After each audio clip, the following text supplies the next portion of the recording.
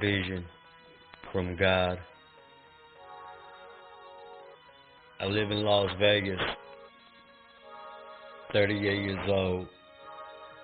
In 2008, I had a dream, a vision from God. And my dream started off pretty regular.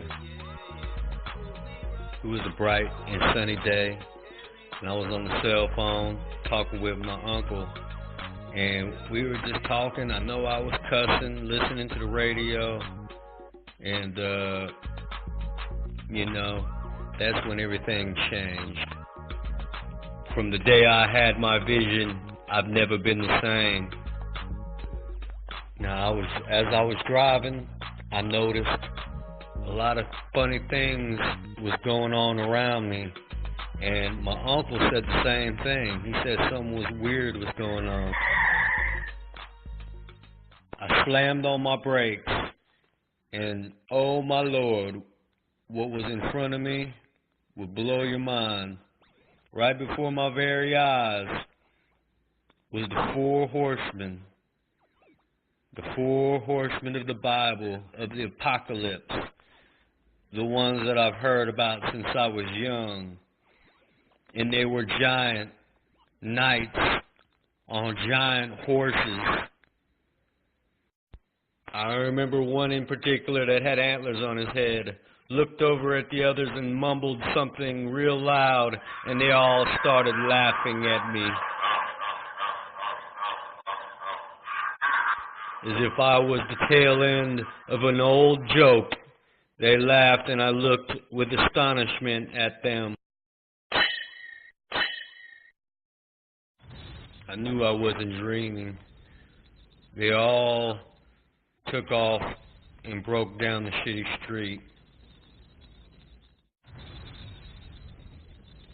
Now, as they got further and further away, I noticed that they faded off into the distance just as they left my sight. All of a sudden,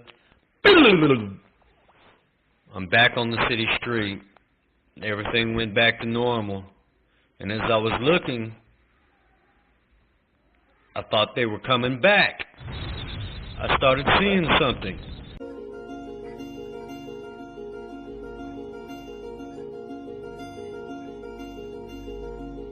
October 2nd, the most traumatizing and awakening day of my life. My eyes were closed. The horror I felt was so real.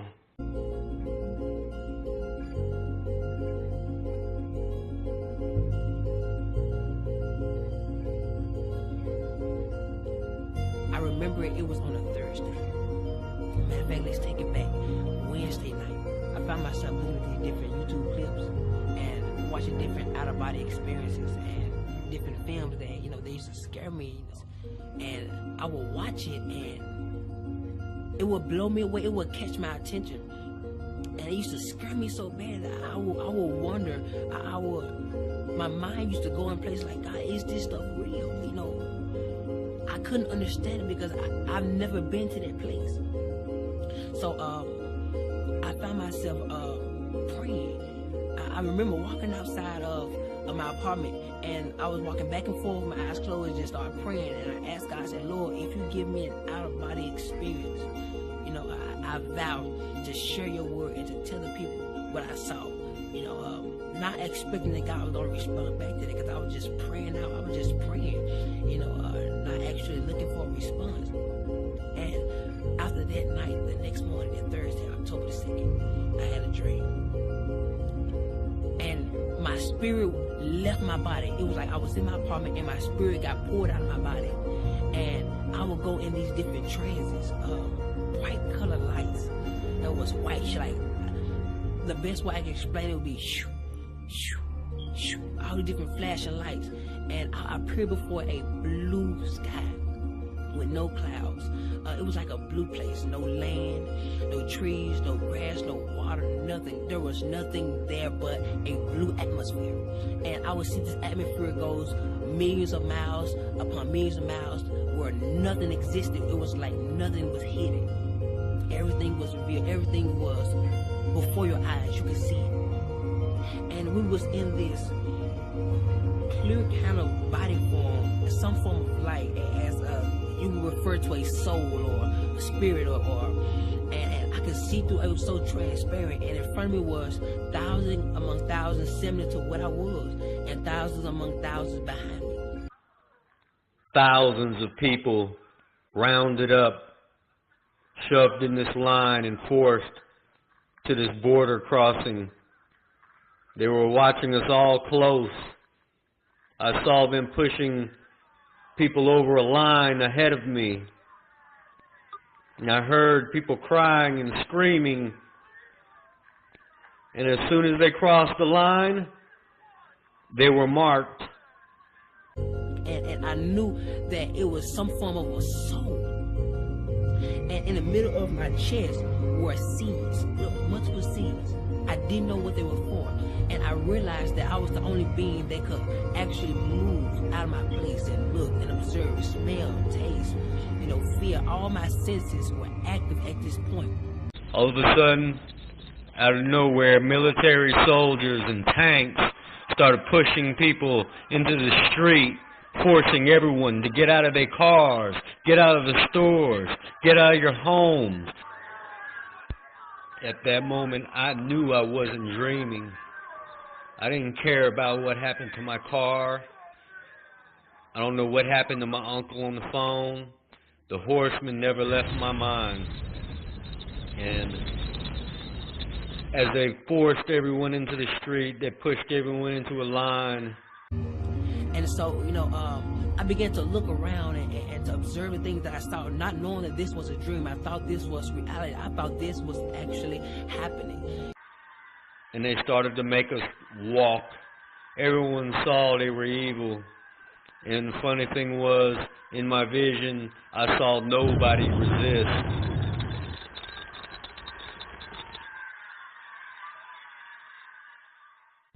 So they made us walk. And we walked.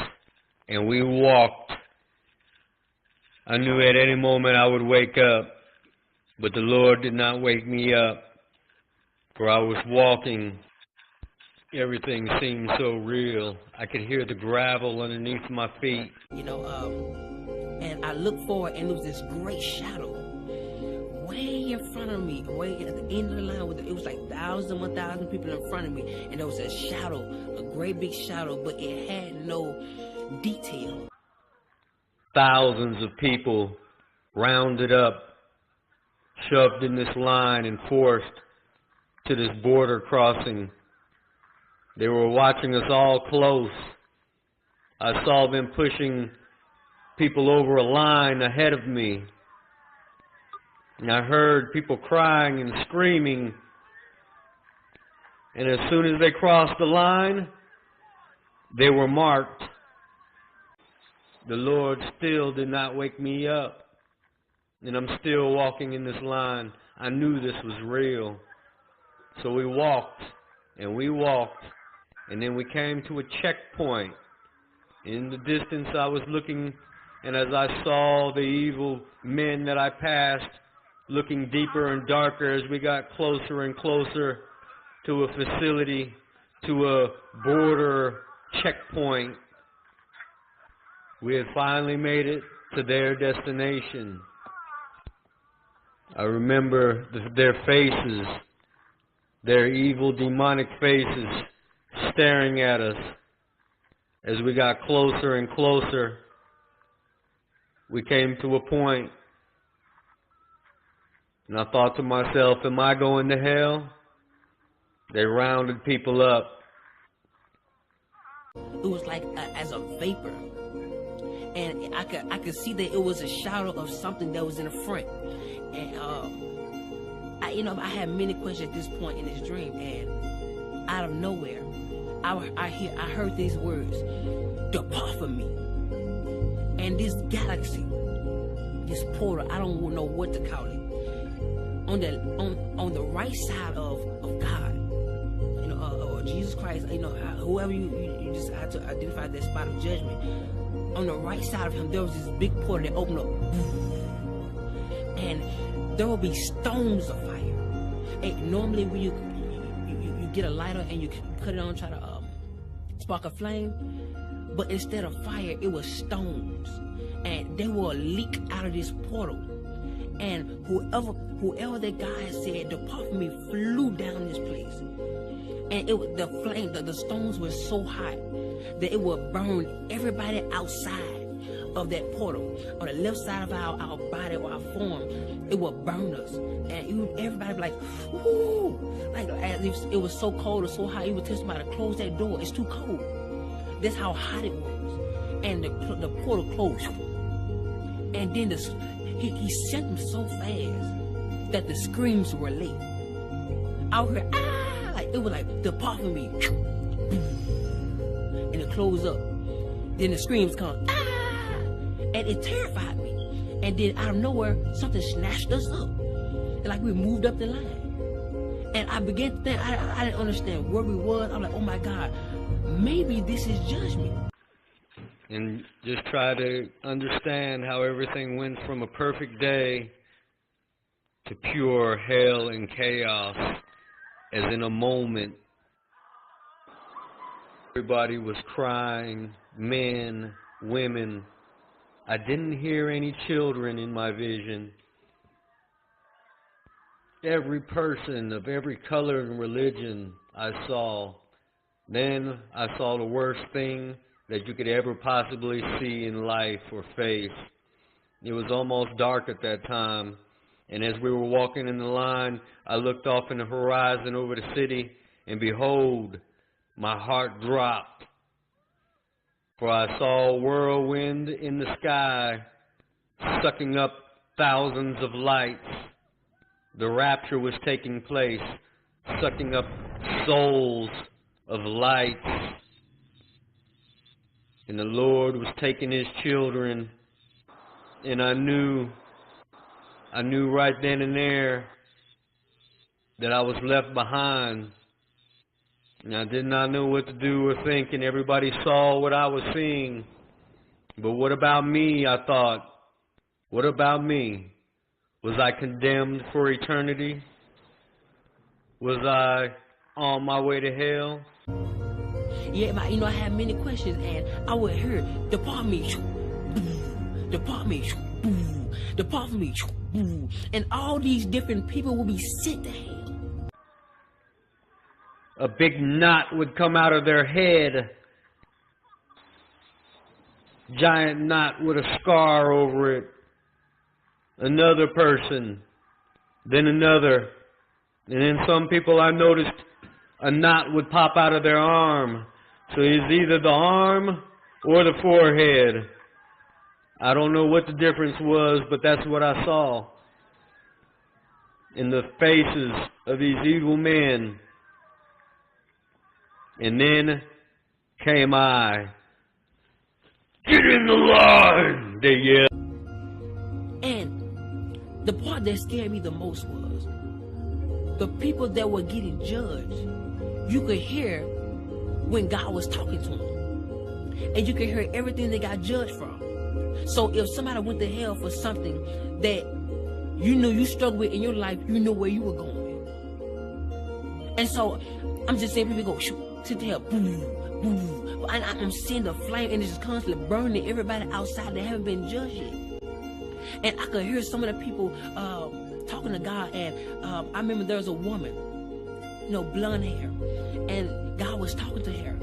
He said, I'm not judging you for what you put on Facebook, but I'm judging you on how everybody else received it. 300,000 people were led astray by one of her Facebook posts. And he said their blood was on her hands. And out of nowhere, he said, depart from me. And I'm talking about, I couldn't express how powerful his words were. It's as if he said, depart from me, and everything shook. Boom. And she was set with great force. And the portal opened up. Boom. She was going to fly. And it would close. And and the scream was so loud. It terrified me. People, adultery, fornication, so many different things that I could actually hear. And people in front of me were terrified because a lot of those people were struggling or went through the same situation, and they never repented.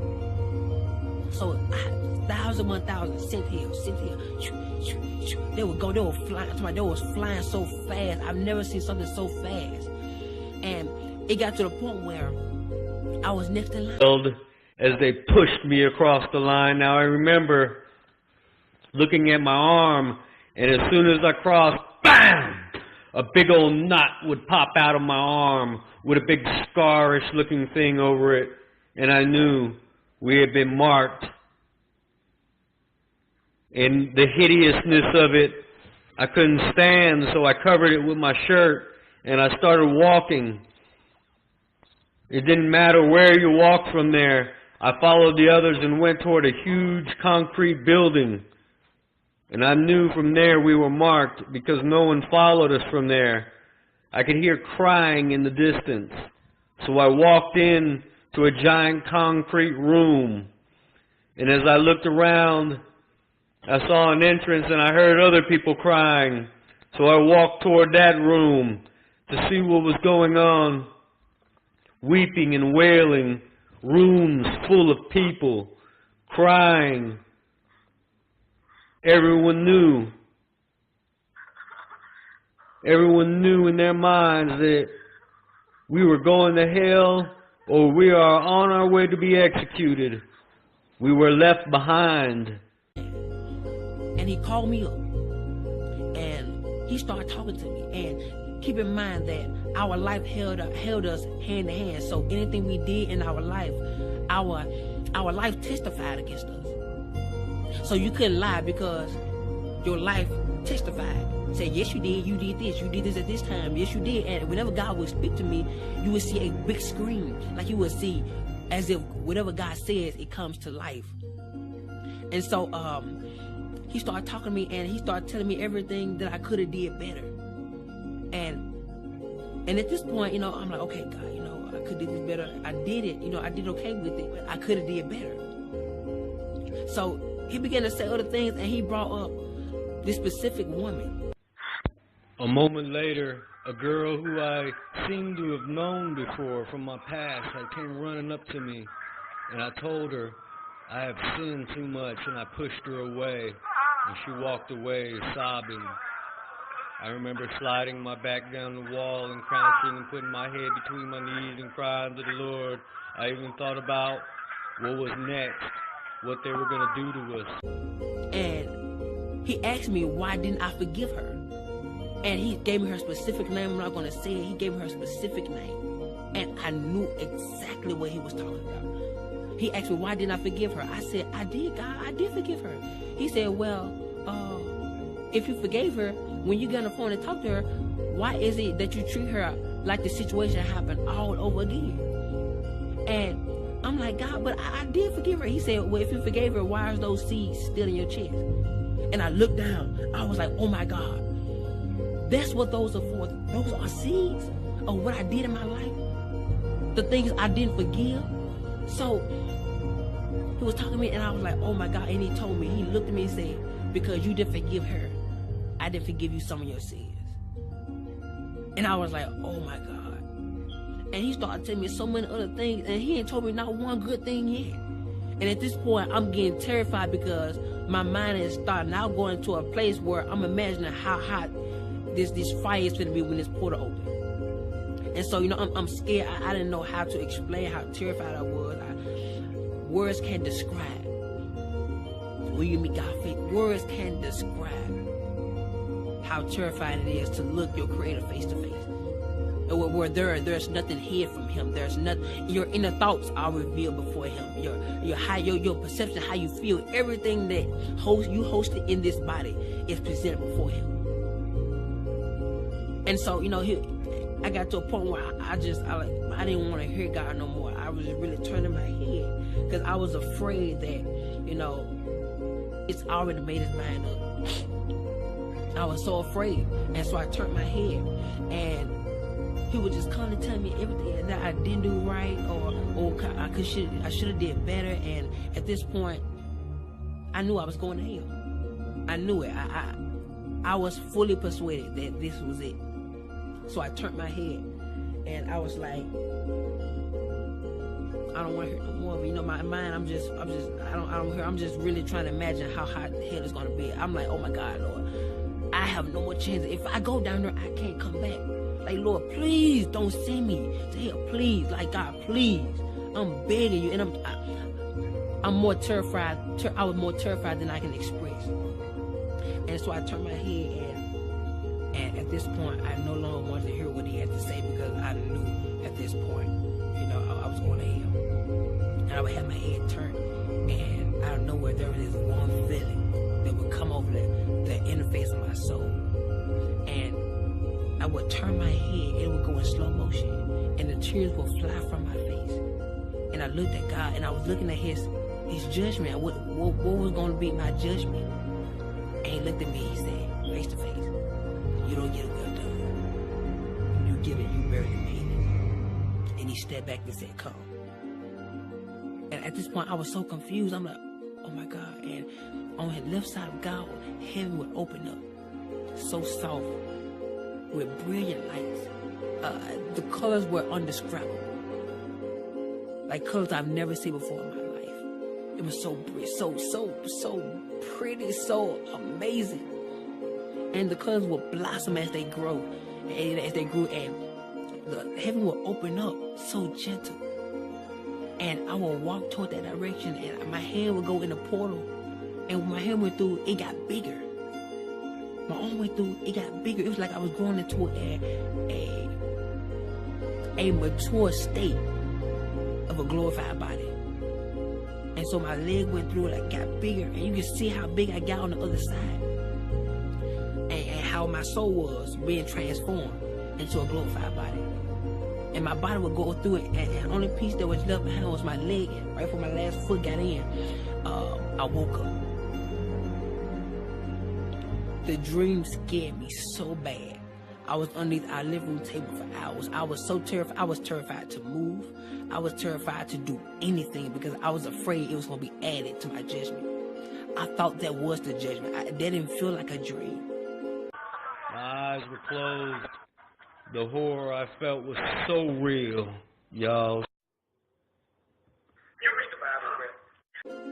I could feel, I could taste, I could tell you how it made me feel. Everything was so alive in the dream. And at that moment, I was asking God, why did you give me this dream? He said, because I want you to warn my people that the things which you saw are the things that shall be. And I didn't realize that what I prayed for and the vow I made before God, that he was going to fulfill it. Now he's looking for my aid to be fulfilled. So that's why I'm here talking to you right now. Forgive. Let go. I couldn't describe how many people that allow for unforgiveness to grow in them, and it caused a bitterness, which caused them to do things that they got judged for. That thing caused them not to make it to heaven. I was terrified. It was so many people went to hell.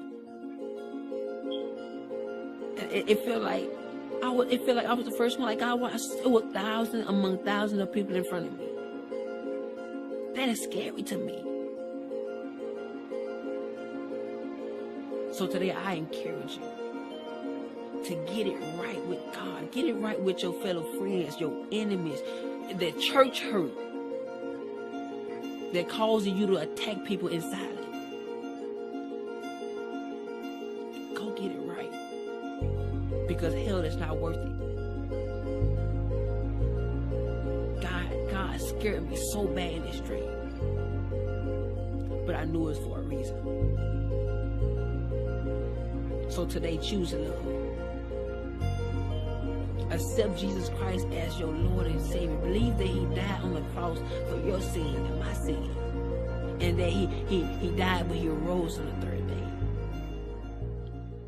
Believe that he's the Son of God.